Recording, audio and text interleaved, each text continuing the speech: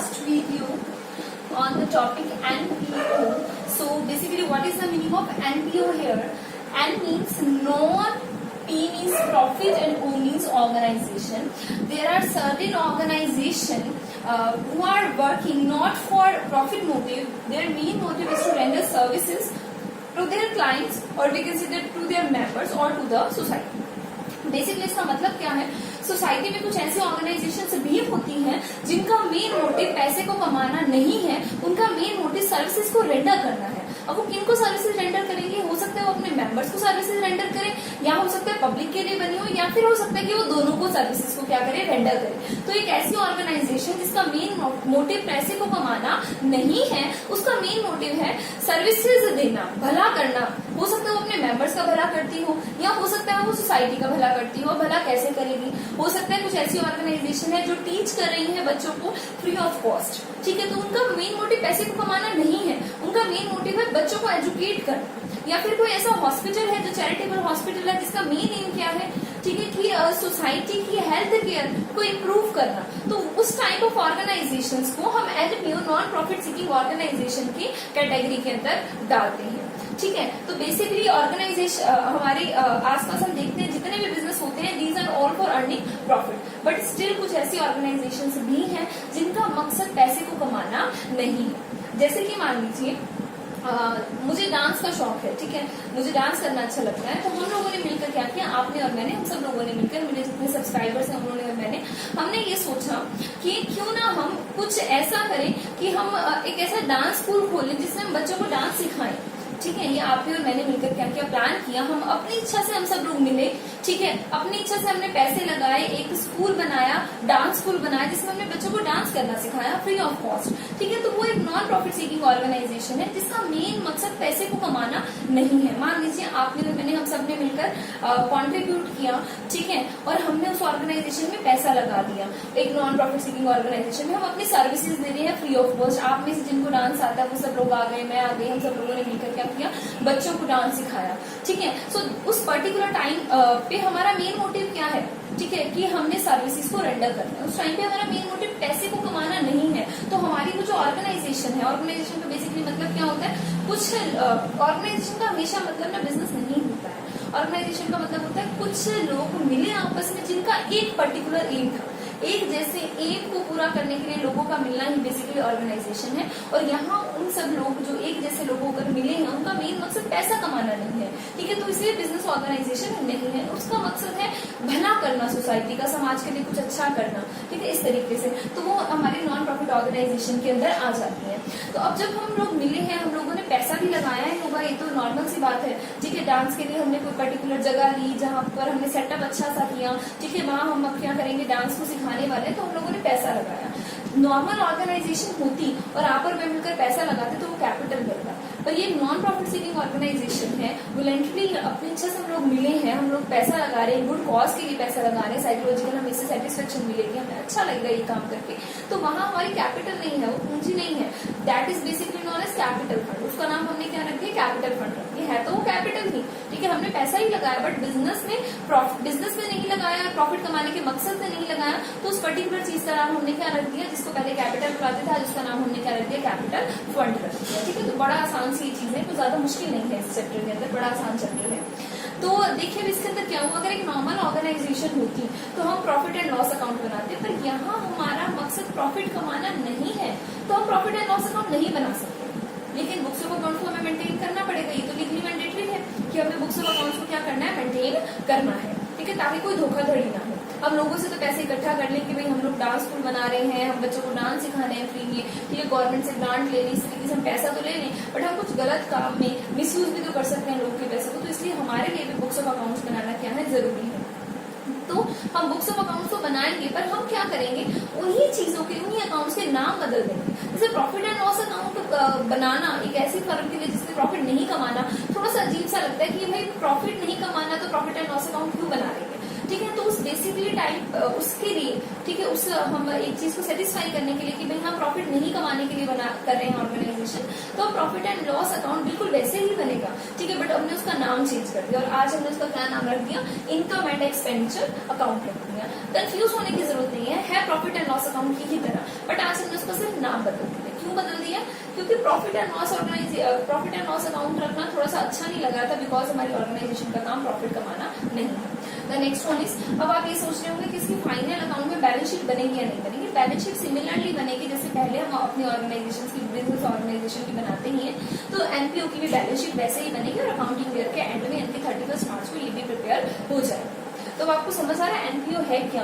एक जैसे लोगों का मिलना जिनका मेन मोटिव पैसे को कमाना नहीं है, सोसाइटी को या अपने मेंबर्स को सर्विसेज रेंडर करना है, उन लोगों का मिलना और ऐसा काम करना, ठीक है, जिसका पीछे कभी भी मोटिव पैसा कमाना मेन मोटिव उनका नहीं हो सकता, तो वो किसके अंदर आ जाते हैं? एनपीओ के अंदर आ जाते हैं। नेक्स्ट इज मेन फीचर्स, मतलब मेन कैरेक्टरिस्टिक्स बोल सकते हैं, या हम बोल सकते हैं कि कैसे पता चलेगा कि एक पर्टिकुलर ऑर्गेनाइजेशन एनपीओ है या नहीं है। तो सबसे पहला तो हमें ये चेक करना पड़ेगा कि उसका एम प्रॉफिट को कमाना है या नहीं। अगर प्रॉफिट कमाना नहीं बल्कि उसका main aim is to render services, तो वो पर्टिकुलर ऑर्गेनाइजेशन क्या बन जाएगी? नॉन प्रॉफिट ऑर्गेनाइजेशन बन जाएगी। जैसे कि हम लोग मिले और हम लोगों ने डांस सिखाया, ठीक है, बदले में फीस नहीं ली है, तो हमारा मेन मोटिव क्या है कि हम सर्विसेज को रेंडर कर रहे हैं, ठीक है। It is a charitable trust, ये लोगों से दान दक्षिणा लेकर के पैसे को इकट्ठा करके बनी हुई एक ऑर्गेनाइजेशन है, ठीक है, तो ये क्या है? एक चैरिटेबल ट्रस्ट है। Next it consist of voluntary association of the people, इसके अंदर ऐसा नहीं है कि किसी को जबरदस्ती डाला जाएगा, नहीं। एक एनपीओ के अंदर सब लोग अपनी इच्छा से जुड़ते हैं। अगर मान लीजिए कि मैं आपसे को कहती हूँ कि आप मेरे साथ मिल करके एक एनपीओ बनाइए, नॉन प्रॉफिट सेक्टर ऑर्गेनाइजेशन बनाइए, जिसके अंदर हम बच्चों को डांस सिखाएंगे, कुछ भी एक्टिविटी उनके साथ मतलब उनको कुछ किसी भी तरीके की कोई आर्ट सिखाएंगे, ठीक है। मुझे डांस आता है तो मैं डांस का एग्जाम्पल ले रही हूँ, अगर किसी को और कुछ आता है तो ऐसा नहीं है कि डांस में ही एनपीओ बनेंगे, किसी भी तरीके से हम एनपीओ को क्रिएट कर सकते हैं। तो वो चैरिटेबल ट्रस्ट की तरह होगी और जिसमें वॉलंटरी अपनी इच्छा से जुड़े हुए लोग हैं, ठीक है। उसके अंदर कोई ऐसा नहीं किसी को मैंने जबरदस्ती बोला कि नहीं आपको करना पड़ेगा इसमें काम, नहीं, ठीक है। एनपीओ तब है जब अपनी इच्छा से लोग क्या है मिले हैं और काम को कर रहे हैं। Next, it is separate legal entity. अगर हमारी हमारा जो एनपीओ था वो डांस क्लास थी, उसके नुकसान को कभी भी हमारी प्राइवेट प्रॉपर्टी से कवर नहीं किया जाएगा, बिकॉज वो अलग से रजिस्टर है कि वो एक नॉन प्रॉफिट सेकिंग ऑर्गेनाइजेशन है, उसके अकाउंट्स अलग से बनेंगे, एक सेपरेट लीगल एंटिटी है, वो अपनी एसेट्स को अपने नाम पर खरीदेगी, हमारे नाम पर उसकी कोई भी चीज नहीं होने वाली है, बिकॉज वो एक रजिस्टर्ड एक अलग से ऑर्गेनाइजेशन है। भले ही वो नॉन प्रॉफिट सेकिंग ऑर्गेनाइजेशन है, स्टिल उसकी एंटिटी सेपरेट है, सेपरेट लीगल एंटिटी है, उसकी और हमारी एंटिटी एक जैसी एक नहीं है, ठीक है। अगर वो बैंक अकाउंट खुलवाना चाहती है तो एनपीओ अपने नाम पर बैंक अकाउंट खुलवाएगी, वो मेरे या आपके नाम पर बैंक अकाउंट वहां का नहीं खुलेगा। Next one is it is managed by elected members. अब देखिए मान लीजिए 1000-2000 लोग आप हो गए और एक मैं हो गई, हम सब लोग मिलकर क्या कर रहे हैं, अपना डांस क्लास शुरू कर रहे हैं, तो उसको मैनेज कौन करेगा, ठीक है। तो मैनेज कौन करेगा, ये सवाल बड़ा इंपॉर्टेंट है, बिकॉज 1000-2000 लोगों का एक साथ मिल करके, ठीक है, कोई डिसीजन लेना ये पॉसिबल नहीं हो सकता। 1000-2000 लोग मिले और सबने मिलकर एक चीज के लिए सहमति भर दी, ठीक है, ये जरूरी नहीं है। और एक टाइम पर उनका मिलना, ठीक है, ये भी होता है कि वो एक टाइम पर मिल भी नहीं पाते हैं, ठीक है। तो इस तरीके से डिसीजन तो डिले होंगे और एनपीओ में काम होगा नहीं, तो इसीलिए बेसिकली क्या किया जाता है कि कुछ लोगों को इलेक्ट करवाया जाता है, ठीक है, कुछ रिप्रेजेंटेटिव को इलेक्ट किया जाता है, कुछ रिप्रेजेंटेटिव को चुना जाता है। जैसे हम सब लोगों ने मिलकर एक एनपीओ क्रिएट की, डांस क्लास क्रिएट की, मान लीजिए मैं उस पर डांस सिखा रही हूँ, ठीक है, तो स्टिल उसमें होगा क्या, आप सब लोग मिलकर नहीं उसको मैनेज करेंगे, भले पैसे आप सबने दिए, ठीक है, वो जो एक तरीके से चैरिटेबल ट्रस्ट है तो सबने अपना पैसा उसके अंदर डोनेट किया, बट स्टिल हम सब लोग मिलकर उसको मैनेज नहीं करेंगे। हम सब लोगों में से कुछ एक लोग जो अपनी इच्छा से मैनेज करना चाहते हैं वो लोग आगे आएंगे, ठीक है, या हम किसी को इलेक्ट करेंगे कि हाँ हमें इस पर विश्वास है, ठीक है, तो ये लोग कर सकते हैं मैनेज, तो उन लोगों को हम आगे करेंगे। सब लोग वोट करेंगे उन 4-5 लोगों में से कि किसको मैनेज करना चाहिए, और जरूरी नहीं कि एक ही पर्सन मैनेज करे, मोर देन 1 पीपल भी मैनेज कर सकता है, ठीक है। तो वो जो एक तरीके से हेड बना दिए जाते हैं वो लोग इसको मैनेज करते हैं, जरूरी नहीं कि हम सभी लोग इसको क्या करें, मैनेज करें। द नेक्स्ट वन इज, अब ये पैसे कहाँ से आएंगे। अब हम लोगों ने वो जो एक स्कूल खोलना है डांस का, तो उसके लिए हम पैसे कहाँ से लाएंगे? तो उसके लिए जो पैसे आ रहे हैं ना, उसके लिए जो कमाई आ रही है वो डोनेशन यानी कि दान दक्षिणा से भी इकट्ठी हो सकती है। ग्रांट्स का मतलब है फाइनेंशियल असिस्टेंस, मान लीजिए गवर्नमेंट ने कुछ दे दिया, स्टेट गवर्नमेंट या सेंट्रल गवर्नमेंट, ठीक है, या किसी सेलिब्रिटी ने हमें कुछ मान लीजिए डोनेट कर दिया, तो ग्रांट्स भी हो सकती है।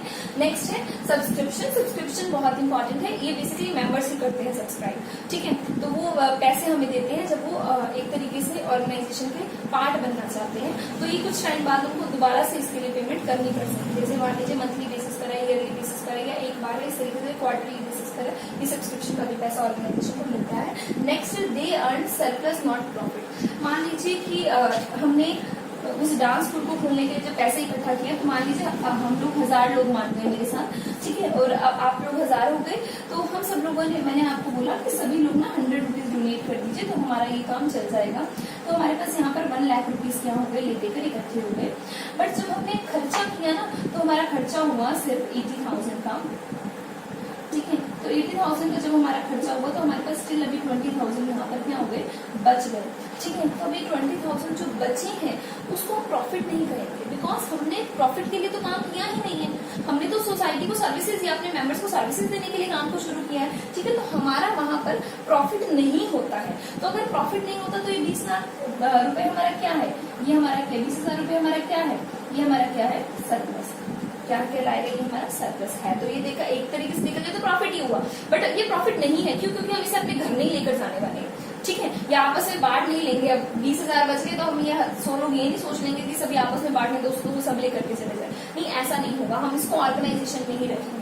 तो ऑर्गेनाइजेशन में जो मैंने बताया ना कैपिटल फंड है, उसके अंदर इसको जोड़ दिया जाएगा 20,000 को। तो इसने जो कमाया सॉरी, इसको जो बचत हुई, वो बचत इसका सरप्लस है, वो इसका प्रॉफिट नहीं है। The next one is surplus is not distributed. इस 20,000 को हम आपस में बांटेंगे नहीं। इसको नेक्स्ट पॉइंट है surplus transfer to the capital fund. इस सरप्लस को हम कैपिटल फंड के अंदर जोड़ देंगे, जो बैलेंस शीट की लायबिलिटी साइड पर पड़ा होगा। Next, it also prepare accounts. ये भी अकाउंट बुक्स ऑफ अकाउंट्स को प्रिपेयर करती है। इसके लिए भी मैंडेटरी है कि आपको बुक्स ऑफ अकाउंट्स को प्रिपेयर करना है। इसके अलावा रजिस्ट्रेशन करवाना भी इसका इंपॉर्टेंट है। अब ये अपने फाइनल अकाउंट में क्या क्या चीजें डालेगी, ठीक है, तो ये पॉइंट एक इंपॉर्टेंट आता है। तो इसके फाइनल अकाउंट में क्या क्या चीजें बनेगी? सबसे पहले इसके फाइनल अकाउंट में बनेगा रिसीट एंड पेमेंट अकाउंट,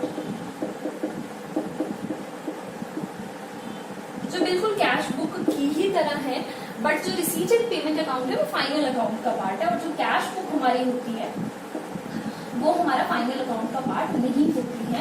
लेकिन जो रिसीट एंड पेमेंट अकाउंट में जितने भी ट्रांजेक्शन आएंगे वो आपकी कैश बुक में से ही उठकर आएंगे, ठीक है। तो एक तरीके से ये कैश बुक ही मान लीजिए इसको, but cash book final account का पार्ट नहीं और ये फाइनल अकाउंट का पार्ट है। ये कुछ थोड़ा बहुत इसके अंदर डिफरेंस है, पर ये अपना डाटा लाएगी कहाँ से, कैश बुक में से ही लेकर आएगी। नेक्स्ट, इसके फाइनल अकाउंट के अंदर होता है इनकम एंड एक्सपेंडिचर अकाउंट, जो प्रॉफिट एंड लॉस की जगह, प्रॉफिट एंड लॉस अकाउंट की जगह पर बनता है,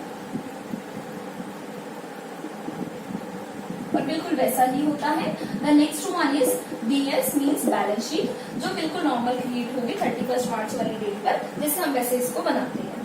नेक्स्ट है दे आर रजिस्टर्ड। जो हमारे नॉन प्रॉफिट सीकिंग ऑर्गेनाइजेशन है वो क्या होती है, रजिस्टर्ड होती हैं। सब स्पेशल अकाउंट, कुछ ऐसे अकाउंट जो सिर्फ यही ही बनाती हैं, अदर ऑर्गेनाइजेशन उसको प्रिपेयर नहीं करती हैं। That particular accounts are income and expenditure account and receipt and payment account. अगर कोई organisation income and expenditure account या फिर रिसीट एंड पेमेंट अकाउंट बना रही है, इट मीन्स वो एक नॉन प्रॉफिट ऑर्गेनाइजेशन है, बिकॉज प्रॉफिट सीकिंग ऑर्गेनाइजेशन इस तरीके के अकाउंट्स को मेंटेन नहीं करती है। तो ये हमारी फर्स्ट वीडियो है एनपीओ पर। इसके बाद वीडियो नंबर 2 एंड 3 आने वाली है, जो कि थ्योरेटिकल की है। उसके बाद मैं एक वीडियो नंबर 4 डालने वाली हूँ, जिसके अंदर मैं कुछ बेसिक टर्म्स को करने वाली हूँ, ठीक है। वो आप लोग जरूर देखिएगा, क्योंकि उससे आपको बहुत सारी चीजें क्लियर हो जाएंगी, ठीक है। उसमें कुछ 12-13 टर्म्स हैं जो जाननी बहुत जरूरी है इस चैप्टर को शुरू करने से पहले। उसके बाद हम ट्राई करेंगे कि जल्दी से जल्दी इसके न्यूमेरिकल पोर्शन को भी डाला जाए। Thank you for watching this video and have a nice day.